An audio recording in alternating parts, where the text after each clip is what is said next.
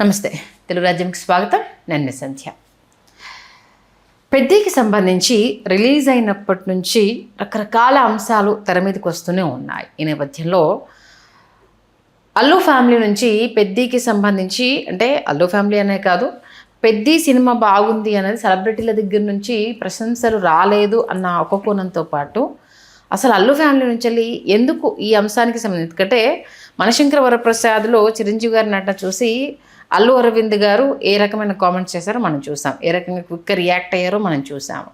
But Allu family నుంచి పెద్ద సినిమాకి సంబంధించి రియాక్షన్ రాలేదు అన్న నేపథ్యంలో అల్లు అర్జున్ గారు లేటుగా, అంటే ముంబైలో సినిమా షూటింగ్లో బిజీగా ఉన్న విషయం తెలిసిందే, లేటుగా చూసినా లేటెస్ట్గా రిప్లై ఇవ్వడము, వాళ్ళ రిలేషన్ ఏ రకంగా ఉంది అనేది ఆ కామెంట్తో తేటతెల్లమైపోయింది. మరొకసారి ఇప్పుడు అవార్డ్ ఫంక్షన్లో చిరంజీవి గారు చేసిన కామెంట్స్తో అల్లు ఫ్యామిలీకి మెగా ఫ్యామిలీకి మరొక మారు దూరం ఏమైనా పెరిగినట్టు మనకు కనిపిస్తుందా అన్న ఒక అంశము చాలా హాట్గా డిస్కషన్ నడుస్తుంది.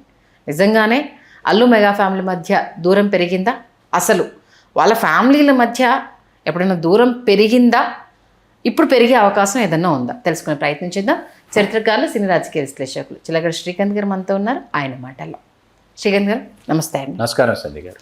Almost all Allu family mega family అనగానే ఫస్ట్ టక్కన గుర్తొచ్చేది ఇటు మెగాస్టార్ గారు, ఇటు అల్లు అరవింద్ గారు. ఒక మెగా హీరో, ఒక మెగా ప్రొడ్యూసర్. వీళ్ళ మధ్య దూరము అనేది గతంలో అసలు ఎప్పుడైనా వచ్చిందా? ఉందంటే వెనక్కి వెళ్ళి ఒక్కసారి వచ్చే ప్రయత్నం చేద్దాం. ఎందుకంటే ఎప్పుడూ అయితే వీళ్ళిద్దరి మధ్య గొడవలు వచ్చాయని కానీ, వీళ్ళిద్దరి మధ్య దూరం పెరిగిందని కానీ, బావ బామ్మర్దులు అంటే ఇలా ఉండాలి అన్న ఆ సయోధ్య అదే ఎక్కువ చూశాను తప్పితే ఎప్పుడూ ఇది రాలేదు. బట్ ఈ మధ్య కాలంలో 2024 ఎన్నికల టైంకి సంబంధించి అల్లు అర్జున్ గారు అటు వైఎస్ఆర్సీపీ అభ్యర్థికి సంబంధించి ప్రమోట్ చేయడం, శిల్పా రవికిషోర్ రెడ్డి గారికి వెళ్ళి సపోర్ట్ చేయడంతో కొంత అగ్గి రాజుకుంది అన్న మనం కామెంట్స్ చూడడం జరిగింది. అందుకే ముందుగా అసలు ఆ బావ బామర్దుల రిలేషను ఎలా ఉండింది దాని గురించి ఒక్కసారి. వాస్తవానికి వాళ్ళ ఇద్దరిని చిన్నతనం నుంచి చూసిన వాడిగా, ఎవరిని, రామ్ చరణ్ గారిని కావచ్చు, అల్లు అర్జున్ గారిని కావచ్చు. అల్లు అర్జున్ గారు కొంచెం కాదు, చాలా పెద్ద రామ్ చరణ్ కంటే. ఎప్పుడూ అల్లు అర్జున్ గారు మిగతా పిల్లలందరికంటే చరణ్ పట్ల చాలా ప్రేమగా, చాలా ఆపేక్షగా, చాలా ఆత్మీయంగా, చాలా ఆప్యాయంగా ఉండేవాడు. అది మీకు ఒక సభలో మన రామ్ చరణ్కి సంబంధించి పుట్టినరోజు వేడుకలు, అంటే రామ్ చరణ్ అప్పటికి హీరోగా నటిస్తున్న చిరుత ఇంకా విడుదల కాలేదు. రామ్ చరణ్ మార్చి 27 తన పుట్టినరోజు. ఆ సందర్భంగా చిరంజీవి అయిన బ్లడ్ బ్యాంక్లో అభిమానులు వచ్చి రక్తదానం చేసిన సందర్భంగా, రక్తదానం చేసిన వెంటనే అభిమానులందరితో వాళ్ళని అభినందించి ఫోటో దిగింది అల్లు అర్జున్. రామ్ చరణ్ షూటింగ్లో ఉన్నాడు కాబట్టి. ఓకే. ఆ తర్వాత జరిగినటువంటి మరొక వేడుకకి మేము ఏదో సినిమా థియేటర్కి, దిల్సుఖ్ నగర్లో ఎక్కడ సినిమా థియేటర్లో, అక్కడ కేక్ కటింగ్ అక్కడికి వెళితే అక్కడ మొత్తం మీడియా చుట్టుముట్టారు అల్లు అర్జున్. చుట్టుముడితే అందరూ రామ్ చరణ్ గురించి అడుగుతున్నారు. అల్లు అర్జున్ ఏమన్నాడంటే, ఇవాళ నుంచి నాకు 2 చిరంజీవులు అన్నాడు. ఇవాళ నుంచి నాకు 2 చిరంజీవులు అని చిరంజీవి గారితో రామ్ చరణ్ చిరంజీవి గారి స్థాయిలో పోలుస్తూ ఇవాళ నుంచి నాకు 2 చిరంజీవులు అని చెప్పాడనమాట. అలా ఎప్పుడూ ఏ రోజు అల్లు అర్జున్ తన ఉనికి కానీ, తన అస్తిత్వం కానీ, వీటి వెనుకాల చిరంజీవి గారు లేరు అని కానీ, చిరంజీవి గారి అభిమానులు లేరు అని కానీ ఏ రోజు, ఎప్పుడు, ఎక్కడ, ఏ వేదిక మీద ఆయన చెప్పలేదు. ఏ రోజు చెప్పలేదు. ఇప్పుడు ఇక్కడ మాకు బాగా గుర్తుంది, ఆర్య విజయయాత్రల గురించి నేను మీకు చాలాసార్లు చెప్పాను. అవును. ఆర్య విజయయాత్రలకి పశ్చిమ గోదావరి జిల్లా పాలకొల్లు వెళ్ళి, అది అల్లు అర్జున్ వాళ్ళ స్వస్థలం కాబట్టి ఎట్టి పరిస్థితులు అల్లు రామలింగ గారి విగ్రహానికి అల్లు అర్జున్ చేత దండ వేయించాల్సిందే అని చెప్పేసి పోటెత్తారు జనం. అసలు చాలా కష్టపడి దండ వేయించి తీసుకొచ్చాం. అక్కడి నుంచి పశ్చిమ గోదావరి పూర్తి చేసుకుని తూర్పుగోదావరిలోకి ప్రవేశిస్తున్నాం. తూర్పుగోదావరిలోకి ప్రవేశించిన తర్వాత అమలాపురంలోకి వెళుతున్నాం. అమలాపురం అసలు కోనసీమలోకి వెళ్ళేటప్పటికి పరిస్థితి ఏమిటంటే, అసలు మనకి భూభాగం అనేది కనిపించటం లేదు. కనుచూపు మేర మీరు 4 దిక్కులా మీరు ఎటు చూసినా కూడా మీకు మనుషులు, అభిమానులు హోరు. ఆ బస్సు మీకు ఏదో సముద్రంలో పడవ కదులుతుంది, అలా కదులుతోంది బస్సు. అప్పటి వరకు నా పక్కన కూర్చున్నటువంటి అఖిల భారత చిరంజీవి యువత వ్యవస్థాపక అధ్యక్షులు రమణ స్వామినాయుడు గారు కళ్ళు మూసి తీర్చేలోపు నా పక్కన లేరు, సీట్లో లేరు. ఏంటి ఎక్కడికి వెళ్ళిపోయారు ఈయన, ఎక్కడికి వెళ్ళిపోయినారంటే ఆ ముందర ఆ జనసముద్రం మధ్యలో ఈ చేతిలో ఒక చిచ్చుబుడ్డి, ఈ చేతిలో ఒక చిచ్చుబుడ్డి, నెత్తి మీద ఒక చిచ్చుబుడ్డి పెట్టుకుని స్వామినాయుడు గారు డ్యాన్స్ చేస్తున్నారు. డ్యాన్స్ అల్లు అర్జున్ గారు కోనసీమ వచ్చారు, స్వామినాయుడు గారు ఫ్రమ్ సేమ్ ప్లేస్ అనమాట. నేను అల్లు అర్జున్ గారు పక్కనే ఉన్నాను. సుకుమార్ గారు, దిల్రాజు అంటే దిగాలా వద్దా, ఏం చేయాలి, ఎలా అసలు థియేటర్లోకి ఎలా వెళ్ళాలి అని చెప్పి చాలా మీమాంస అనమాట. అల్లు అర్జున్ గారి నోటి వెంట ఒకే ఒక మాట వెలువడిందండి. నా జీవితంలో నేను ఎప్పటికీ మర్చిపోలేను ఒక మాట. సార్, ఒక హెలికాప్టర్లో రామ్ చరణ్ తీసుకొచ్చి వీళ్ళందరూ నీ అభిమానులు, నాన్నగారి అభిమానులు, చిరంజీవి గారి అభిమానులను చూపించాలంది సార్ నాకు. నా అభిమానులు అనే మాట అల్లు అర్జున్ మాట్లాడలేదు. ఓకే, మీ నాన్నగారి అభిమానులు, రామ్ చరణ్ వీళ్ళు రేపు నీ అభిమానులు అనే మాట అల్లు అర్జున్ గారు వాడారు. ఎందుకు నాకు ఈ సంఘటన ఇప్పటికీ నిన్న జరిగినట్టుంది. నాకు ఈ సంఘటన 2004లో జరిగినటువంటి సంఘటన ఇవాళకి నిన్నో మొన్నో జరిగినట్లుంది. ఎందుకు ఈ విషయం చెప్పానంటే ఏ రోజు ఎప్పుడు ఎక్కడ అల్లు అర్జున్ ఆ విధంగా అతను బాహాటంగా ఎప్పుడు ఎక్కడ ప్రవర్తించలే. ఓకే, మీకు ఒక ఆడియో వేడుకలో పవన్ కళ్యాణ్ గారి అభిమానులు పదే రెచ్చగొట్టడం, పవన్ కళ్యాణ్ గారి గురించి మాట్లాడమనటం, నేను చెప్పను బ్రదర్ ఆయన అనటం అనేది చినికి గాలివాన్లాగా మారి ఇష్యూ స్టార్ట్ అయింది. నాకు అర్థం కాని విషయం ఏంటంటే ప్రతి ఇది మీరు అల్లు అర్జున్ గారి సమావేశాలు ఈ కార్యక్రమాల్లోనే కాదండి, ఆడియో విడుదల సక్సెస్ మీట్స్లో మాత్రమే కాకుండా మీకు ఖైదీ నెంబర్ 150 మంగళగిరిలో జరిగినప్పుడు నాగబాబు గారు ఆండాయస్ ఉంటే బరస్ట్ అయిపోయాడు ఆయన. నాగబాబు రెడ్డికి ప్రతోడు అదేదో సినిమాలో బ్రహ్మానందం గారు అంటే ప్రతోడు పవన్ కళ్యాణ్ ఫ్యానే అన్నట్టు, పవన్ కళ్యాణ్ ఎందుకు రాలేదు, పవన్ కళ్యాణ్ మీరు ఎందుకు పిలవలేదు, ఆయనకు వాళ్ళు కమ్యూనికేట్ చేస్తారు, వస్తావా రావా అని చెప్పి ఆవేశంతో మేము పిలిచాము, వాడు రాడు, వాడి లోకం వాడిది, దానికి మీరు మా మధ్య దూరం పెరిగిందని మీరు ఎలా అంటారు, మీరు ఎలా మాట్లాడతారు, అసలు డయాస్ ఏంటి, ఒక్కొక్క ఈవెంట్ లో ఉంటారు, షూటింగ్ లో ఉంటారు, వర్కౌట్ ఉంటుంది, లేకపోతే ఇంకెక్కడో ఏదో కంట్రీలో ఉంటారు, మేక్ ఓవర్ ఉంటుంది, చాలా ఉంటాయండి. వీళ్ళు అర్థం చేసుకోకుండా అర్థం పర్థం లేక నాకు బాగా ఇప్పటికీ గుర్తు పంజా ఆడియో విడుదలండి గచ్చిబౌలి స్టేడియంలో జరుగుతుంది. మీరు ఆ రోజు ప్రపంచవ్యాప్తంగా ఉన్న అభిమానులందరూ వచ్చారు, భారతదేశంలో అన్ని రాష్ట్రాల్లో ఉన్న అభిమానులు వచ్చారు, ప్రపంచ దేశాల్లో ఉన్న అభిమానులు వచ్చారు, చాలా పెద్ద ఎత్తున చేస్తే ఆ రోజు వేదిక మీద అల్లు అర్జున్ ఉండాలి వేదిక మీద. పవన్ కళ్యాణ్ గారు ఆల్మోస్ట్ వాళ్ళు వచ్చేసారు. ఫోన్ నాకే వచ్చింది, చంద్రబోస్ గారు పక్కన కూర్చుని ఉన్నాను, నాకు ఫోన్ వచ్చింది. ఏంటి పరిస్థితి అంటే వెలుపల అభిమానులు మొత్తం ఏంటంటే అల్లు అర్జున్ వెహికల్ ఇంక లోపలికి రావడానికి వీలు లేకుండా అభిమానులు పడిపోయారు వెహికల్ మీద, అతను లోపలికి రాలేనటువంటి ఒక పరిస్థితి.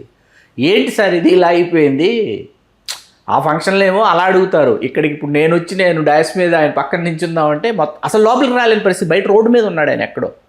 ఇవన్నీ ఏంటంటే దయని చిలవలు పలవలు చేసినటువంటి ఒక వర్గం మీడియా, కొంతమంది ఉన్నారు వాళ్ళు ఏంటంటే ఈ అగ్నికి ఎలా ఆజ్యం పొద్దాము, ఈ పచ్చగడ్డి వేసి ఎలా దీన్ని భగ్గుమనేలాగా ఎలా మనం తగలబెడదామనేటటువంటి వాళ్ళు ఏ రోజుకు ఆ రోజు ఎప్పటికప్పుడు బహుముఖాలుగా విస్తరించినటువంటి విషసర్పాలు ఉన్నాయి. అవి కాటు వేస్తూనే ఉంటాయి, అగాధం పెంచుతూనే ఉంటాయి. ఇప్పుడు ఇక్కడ ఎందుకు మనం ఈ చర్చ పెట్టామంటే మొన్న పెద్ద విడుదలైంది, ఆయన వెసులుబాటు చేసుకొని అల్లు అర్జున్ గారు చూసిన తర్వాత రామ్ చరణ్ ఎంత బాగా చేశాడో, రామ్ చరణ్ ఆయన ఏ విధంగా రామ్ చరణ్ని ప్రశంసించాడో, అభినందనలలో ముంచెత్తాడో మనం చూసాము. వాళ్ళిద్దరు ఫోటో షేర్ చేసి మరి ఆయన చెప్పాడు, దాని గురించి చెప్పుకొచ్చాడు. కాబట్టి ఇది ఎట్లా ఉంటుందంటే వినటానికి చాలా హాస్యాస్పదంగా ఉంటుందండి. అంటే ఎవరి పందాల వాళ్ళు, ఎవరి ఆరోగ్యకరమైనటువంటి పోటీల వాళ్ళు, ఎవరి పద్ధతుల్లో వాళ్ళు తమ సామ్రాజ్యాన్ని నిర్మించుకొని వాళ్ళు ఏంటంటే ఒక ఛత్రం కింద ఉంటే, లేకపోతే ఒక వేదిక మీద నుంచి ఉంటే ఏమవుతుందంటే మీకు ఈ సక్సెస్ రేషియో ఏదైతే ఉందో అది లిమిటెడ్ అయిపోతుంది. ఈ రెండు శిబిరాలు అయ్యాయి అనుకోండి, రెండు ప్రత్యేకమైనటువంటి వేరు శిబిరాలుగా ఏర్పడ్డాయనుకోండి, ఏర్పడిన తర్వాత ఏమవుతుందంటే నువ్వు కొట్టి చూపిస్తావా, నేను ఇదిగో ఇంకొక మెట్టు మీదకి వెళ్ళి నేను కొట్టి చూపిస్తానేటటువంటి ఒక మీకు ఆరోగ్యకరమైనటువంటి ఒక పోటీ నెలకొంటుందన్నమాట. దానివల్ల ఏమవుతుందంటే సక్సెస్ ఈ రెండు కుటుంబాల మధ్య ఉంటుంది. ఫ్యాన్స్ రెండు కుటుంబాల కోసం ఫ్యాన్స్ నిలబడతారు. మీకు అర్థమవుతుంది కదా. ఇప్పుడు పవన్ కళ్యాణ్ గారు అర్జెంటుగా వాళ్ళు వచ్చి సినిమా చేసేస్తే, లేకపోతే అర్జెంటుగా ఆ సినిమాను మనం చూసేసి, లేకపోతే దానికోసం మనం అర్జెంటుగా ఎదురు చూస్తున్నటువంటి పరిస్థితులు అయితే లేవు. ఇవాళ ఆయనకున్నటువంటి రాజకీయాలు ఆయనకున్నాయి, ఆయనకున్నటువంటి ఇప్పుడు తెలంగాణలో కూడా వచ్చారు, ఆయనకున్నటువంటి పరిస్థితులు అవి ఇవి చాలా ఉన్నాయి. ఆయన పూర్తి స్థాయిలో మానసికంగా సినిమాలో ఈ పాత్రను ఎలా పండించాలి, లేకపోతే ఆ పాత్రను నేను ఎలా పోషించాలి అనేటటువంటి మానసిక పరిస్థితుల్లో ఆయన లేరు.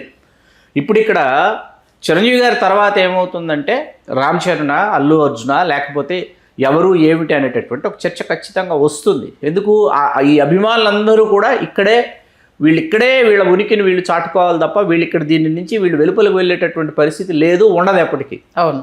ఇప్పుడు మొన్న జనసేనలో చేరినటువంటి వాళ్ళు తెలంగాణలో వరుసగా చూస్తుంటే అప్పుడు చిరంజీవి వైట్ బ్లడ్ బ్యాంకుకు సంబంధించి చిరంజీవి గారి స్వచ్ఛంద ఉచిత రక్తదాన శిబిరాలు ఉన్నాయో వాటికి ఒక దశలో సేవలు అందించినటువంటి డాక్టర్ గడల శ్రీనివాసరావు గారు కోవిడ్ సమయంలో తెలంగాణ రాష్ట్రంలో ఎంతో పేరు సంపాదించుకున్నటువంటి డాక్టర్ గడల శ్రీనివాసరావు గారు జనసేనలో చేరారు. అట్లాగే అఖిల భారత చిరంజీవితలో చాలా ముఖ్యమైన పాత్ర గతంలో పోషించినటువంటి స్థానికులు హైదరాబాద్కు చెందినటువంటి మలక్పేటకు చెందినటువంటి బి రాము యాదవ్ గారు ఆయన జనసేనలో చేరారు. ఇట్లా వీళ్ళందరూ ఇక్కడే ఉండాలండి, ఎక్కడికి వెళ్ళటానికి లేదు. ఇప్పుడు అల్లు అర్జున్ గారు 2024 ఎన్నికలు, అల్లు అర్జున్ గారు 2024 ఎన్నికలు అంటే నేను చాలాసార్లు చెప్పాను, తెలుగు రాజ్యంలోనే తెలుగు రాజ్యంలో కూర్చొని మీరు నేనే కూర్చొని మాట్లాడుకున్నది ఏంటంటే, మీకు ఒక వ్యక్తిత్వం ఉంది, నాకు ఒక వ్యక్తిత్వం ఉంది. అవును. మీకు కొన్ని ప్రయారిటీస్ ఉన్నాయి, నాకు కొన్ని ప్రయారిటీస్ ఉన్నాయి. నాకున్న ప్రయారిటీలో నేను నా భార్య స్నేహితురాలు ఫలానా నంద్యాల నుంచి పోటీ చేస్తున్నటువంటి ఫలానా ఆయన భార్య ఆవిడ ఎవరు, స్నేహ గారి స్నేహితురాలు.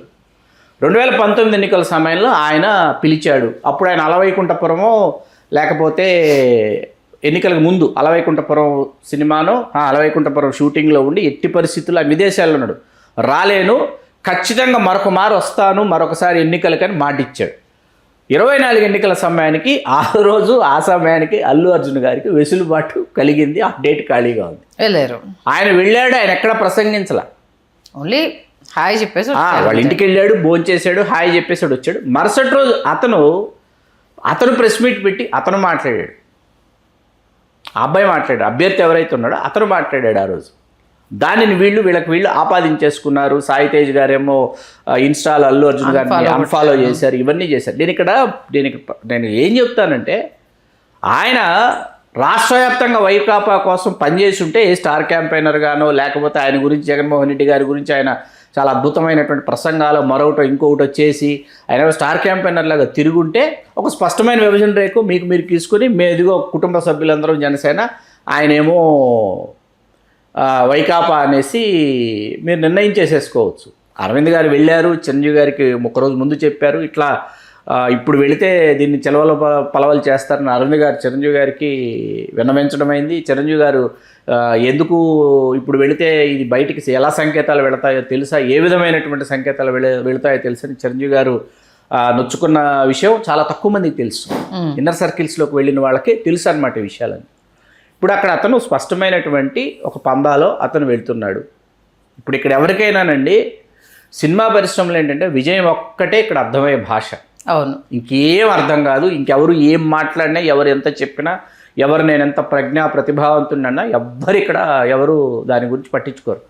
ఇక్కడ సక్సెస్ స్పీక్స్ అంతే, విజయం ఒక్కటే మాట్లాడుతుంది.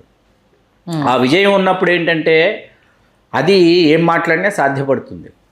ఓకే, అర్థమైంది కదా. ఖచ్చితంగా మనం తెలుగు వాళ్ళం ఈ కుటుంబం నుంచి, కొణిదెల కుటుంబం నుంచి, అల్లు కుటుంబం నుంచి, ఈ రెండు కుటుంబాల నుంచి మనం గర్వించేటటువంటి హీరోలు ఇక్కడి నుంచి వచ్చారు, వీళ్ళు వచ్చారు తర్వాత తరంలో అని మనం ఖచ్చితంగా గర్వపడాలి. ఖచ్చితంగా. అంటే ఈ మధ్య కాలంలోనే ఈ వార్తలు వస్తున్నాయి. గతంలో అసలు ఇలాంటివి ఎప్పుడన్నా విన్నారా? లేదు, ఎప్పుడు వినలేదు. ఏ రోజు వినలేదు. అంటే ఓన్లీ 5-6 years నుంచి అని అంటే మొన్న అల్లు శిరీష్ నిశ్చితార్థ వేడుక కావచ్చు, ఆ తర్వాత వివాహ వేడుకల్లో కావచ్చు, అల్లు అర్జున్ రామ్ చరణ్ ఎంత కలివిడిగా ఉన్నారో చూసిన వాళ్ళకి తెలుసు. స్వామిమాలలో ఉన్నా కూడా వెళ్ళి ఆయన విష్ చేసి కాక్టైల్ బిఫోరే వెళ్ళి ఆయన కలవడము, విష్ చేసి రావడము, ఆ తర్వాత మెగా ఫ్యామిలీ అంతా వెళ్ళి మ్యారేజ్ ఫంక్షన్లో ఉండడము, పవన్ కళ్యాణ్ గారి తరపు నుంచి వెళ్ళి అన్నా లేజ్నోవా గారు ఫంక్షన్లో పాల్గొనడం, ఇవన్నీ జరిగాయి. కాకపోతే ఏంటంటే జైల్లో వేసినప్పుడు కావచ్చు, అంటే ఆ ఇన్సిడెంట్ పుష్ప సినిమా దానికి సంబంధించి చిరంజీవి గారు వెళ్ళారు కదా, చిరంజీవి గారు వెళ్ళారు. అంటే ఎక్కడ రియాక్ట్ అవ్వలేదు అన్న ఒక కోణము అప్పుడు చిరంజీవి తెర గారు మీదకి ఇంటికి రావడం వెళ్ళారు, జరిగింది. చిరంజీవి గారు ఇంటికి వెళ్ళారు కదా ఒక మన భలేవాళ్ళు. మేనత్త వెళ్ళి విష్ చేసింది, అల్లు అరవింద్ గారు స్వయంగా సురేఖ గారిని తీసుకెళ్లి అర్జున్ని కల్పించడము. ఈవెన్ వాళ్ళ అత్తగారు చనిపోయినప్పుడు సురేఖ గారి అమ్మగారు అల్లు అయ్యో అరవింద్ గారి అమ్మగారు చిరంజీవి గారు ఆ రోజు చిరంజీవి గారు ఆ రోజు చిరంజీవి గారు ఆ రోజు ఉదయం నుంచి సాయంత్రం మామ అల్లుళ్ళు అక్కడే ఇద్దరు ఉన్నారు. పక్క పక్కనే కూర్చున్నారు, అన్ని సపర్యాలు మామకు అల్లుడు చేశారు. ఇంత ఉన్నా కూడా ఎందుకు ఏదన్నా చిన్నది issue అదే రాగానే చెప్పాను కదా, ఒక వర్గం family మధ్య మీడియా విభేదాలు. ఒక వర్గం మీడియా ఏంటంటే దీని మీద బతుకుతున్నటువంటి ఒక వర్గం మీడియా ఉంది. ఉమ్, ఒక వర్గం మీడియా దీని మీద బతుకుతోంది అనమాట. వాళ్ళు బతకడానికి వాళ్ళకి కావాలన్నమాట, Okay. సరంజామా కావాలి, ఉమ్, ముడి సరుకులు కావాలి వాళ్ళకి. ఉమ్. వాళ్ళకి ఇంతకు మించిన ముడి సరుకు ఇంకేముంటుంది?